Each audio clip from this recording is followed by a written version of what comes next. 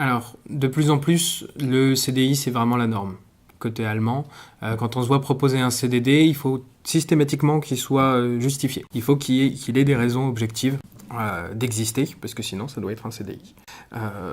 Mais donc, il y a des personnes qui font de l'intérim volontairement, comme ça se fait en France, parce que les missions d'intérim sont plutôt bien rémunérées, et que voilà, dans un certain nombre de secteurs, ça peut être plus intéressant et plus cohérent qu'un CDI.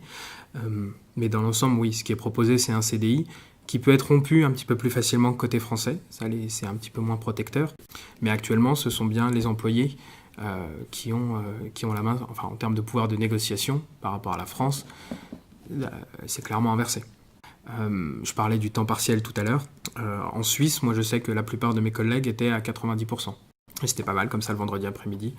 Ils travaillaient pas. C'était quelque chose qui était bien vécu par tout le monde. C'était pas perçu comme la flemme ou ce qu'on pourrait imaginer en France si jamais on venait à demander un temps partiel sans avoir d'enfant ou quoi. Tout de suite, le manager dirait mais qu'est-ce qu'il va faire pendant ces 10% ou ces 20% de libre?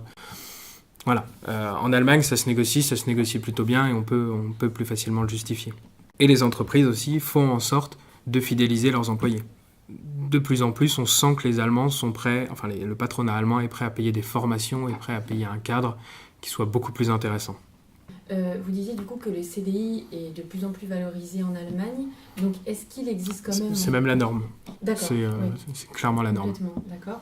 Et du coup, les CDD, qui sont souvent critiqués en Allemagne parce qu'ils sont souvent assimilés au fait que oui, il y a peu de chômage, mais les conditions de travail, les gens travaillent peu et donc ce sont des travailleurs pauvres.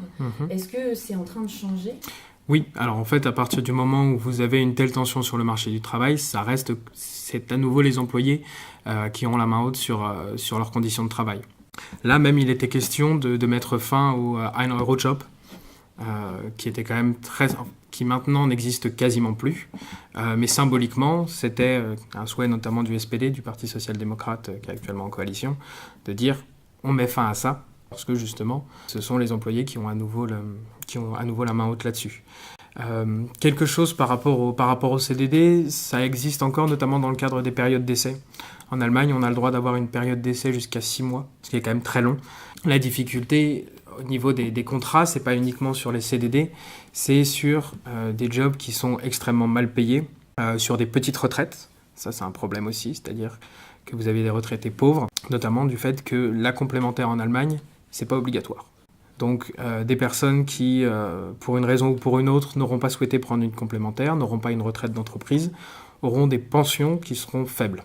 Voilà, et pourront souhaiter ou être obligés de prendre un petit job à côté, ce qui évidemment ne va pas les aider, ne favorise pas leur situation. Après, quelque chose qui est reproché, je dirais que c'est plus le temps partiel subi. Donc des personnes qui vont être prises sur un 50% au Lidl et 30% au EDK, sur des métiers en plus généralement pas passionnants. Ça, c'est un petit peu plus le cas du côté Allemagne de l'Est, donc des personnes qui cumulent des emplois qui peuvent être en CDI, mais qui par contre ne leur permettent pas de vivre dans des conditions décentes, soit parce que les montants ne sont pas assez élevés. Voilà, il y a quand même eu le SMIC qui a été mis en place côté allemand, ça c'est déjà pas mal. Qui s'élève, 8,84 aux dernières nouvelles. Voilà, il est à peu près équivalent au SMIC français. Il y a une fois où le SMIC français est un peu plus haut, une fois aussi le SMIC allemand un peu plus haut. En Allemagne, on est plutôt à 39 ou 40 heures. Mais voilà, quand vous avez 2 emplois, vous êtes obligé de jongler avec 2 agendas. Et finalement, la vie personnelle en pâtit beaucoup.